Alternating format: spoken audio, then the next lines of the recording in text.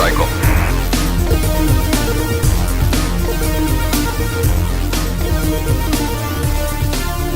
No clearance, no regrets. Full rotor realism. So in my seemingly never-ending quest for realism in the simulation space, I've kind of kept the holy grail of motion rigs in the back of my mind. It's more or less the end point of the quest. You get your first flight sim, and man, that's great.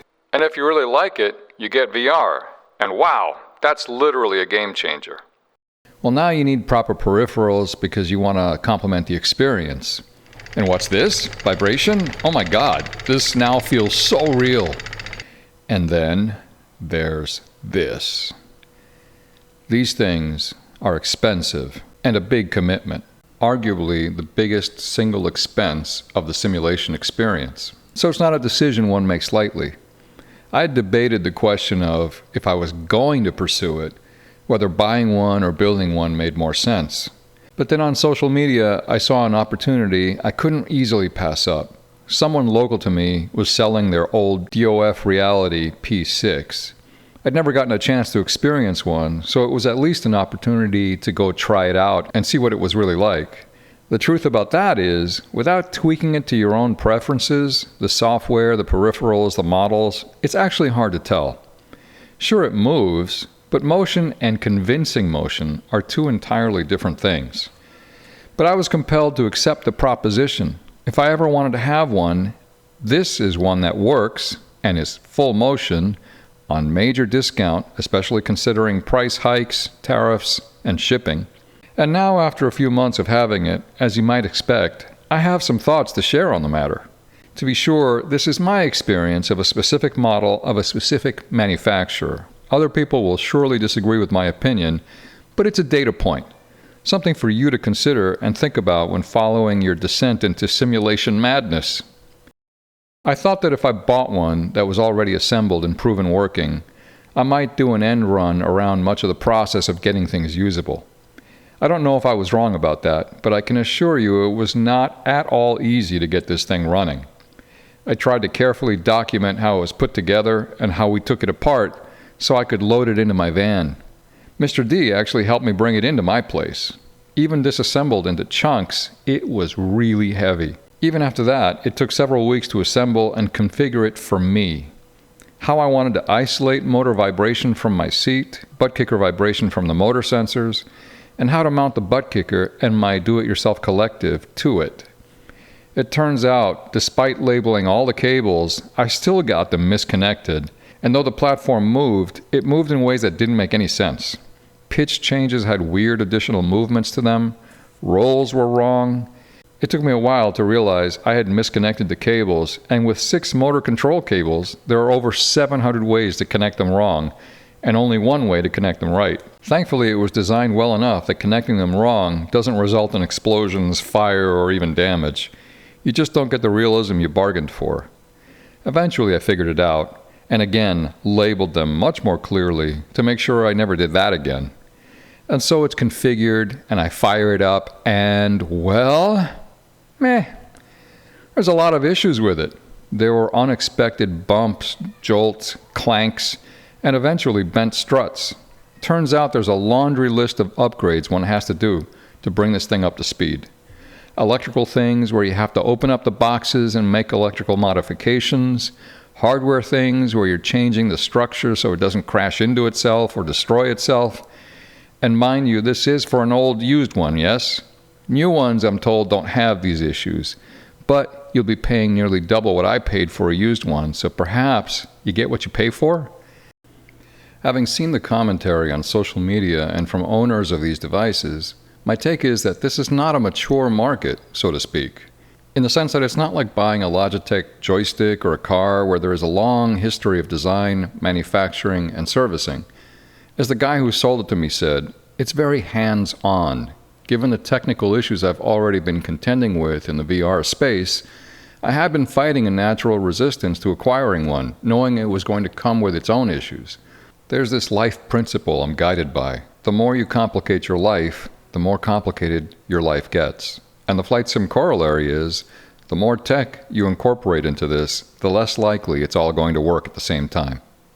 It's nominally plug and play, in the sense that if you manage to put this colossal erector set together, you can presume to plug it in, and there's software and drivers that in theory should all make it work together.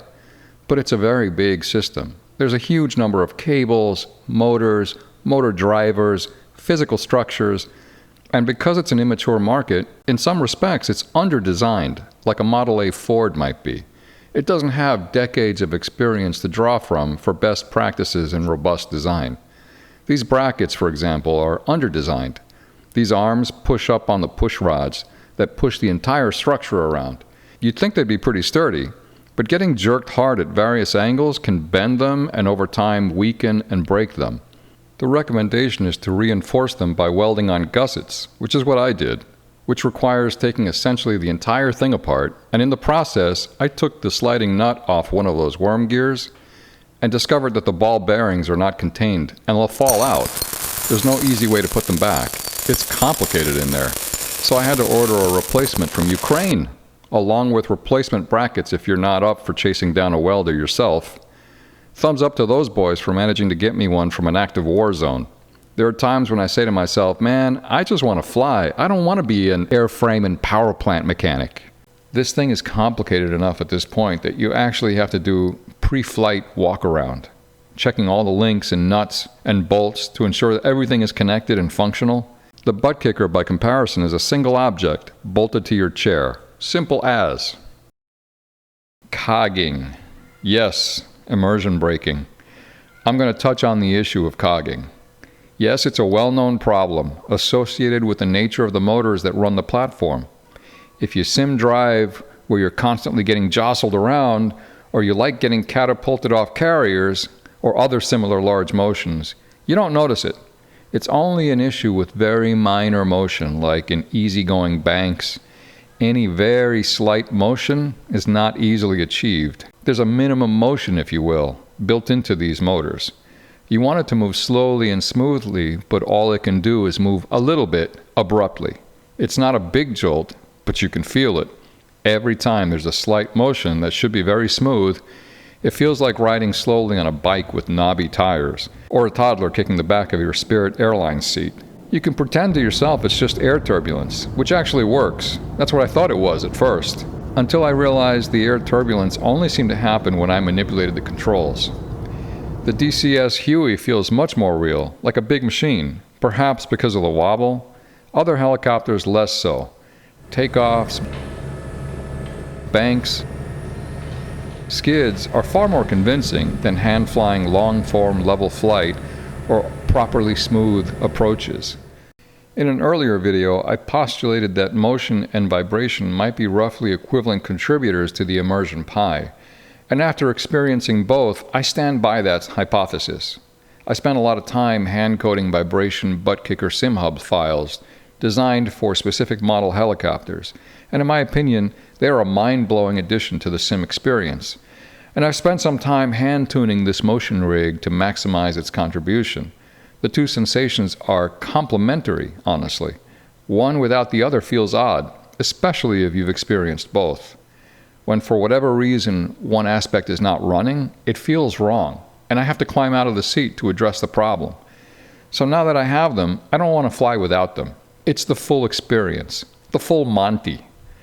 A major factor to consider is that bang for the buck aspect, though. A butt kicker is less than $400, and in my opinion, it produces about the same amount of immersion contribution as motion, which for something like this can run 20 times more. But it's the last huge jump in the quest for realism, and it sits very precariously atop the diminishing returns chart. So ultimately, the big question is it worth it? And for that, you have to consider perhaps the most controversial aspect. Just how real does it feel?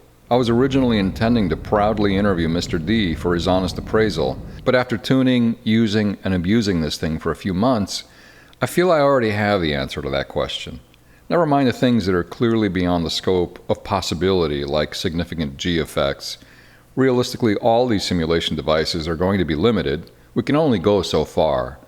VR has limitations, the sim itself does, Vibration has limitations, and of course motion does too. And the limitations are both what is possible with technology, as well as ways that the tech fails to live up to its own promise. Aspects of this rig feel real, some things more than others. The way to view it, in my opinion, is it's better than sitting steady in a chair, but not indistinguishable from reality. It's somewhere in the middle, and where you put it is where you put it. I put it dead center, between sitting still and the real thing. Dead center.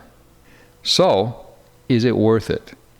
To be honest with you, it's hard to answer that. There's a lot of room for improvement, in my opinion. But would I want to give it up? No, I don't. If I pursue this flight sim hobby, I don't want to give up VR, even if it's a pain in the ass. I don't want to give up the butt kicker, even if sometimes SimHub does weird things without explanation. And I don't want to give up this motion rig, even though it's not what a gadget like this could be. It's not cheap, but making something as good as a motion rig could conceivably be is more expensive still. A criticism to this review will probably be, but Captain, you reviewed an old DOF P6. New ones are not like that, and you could upgrade the one you have to reduce the cogging effect.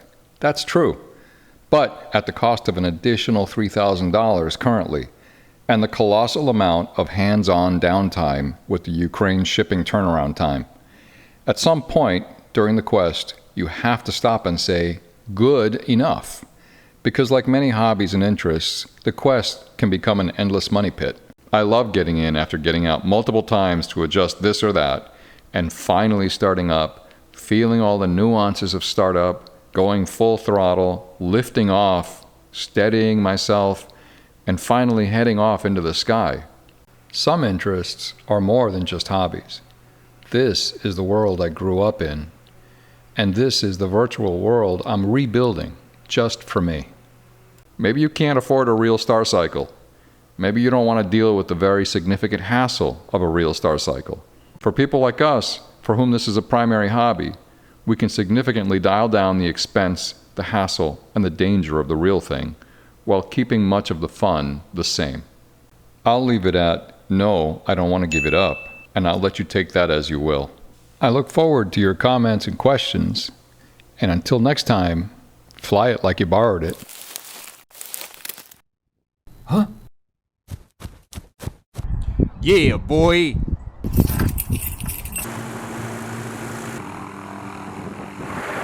Yeah, boy!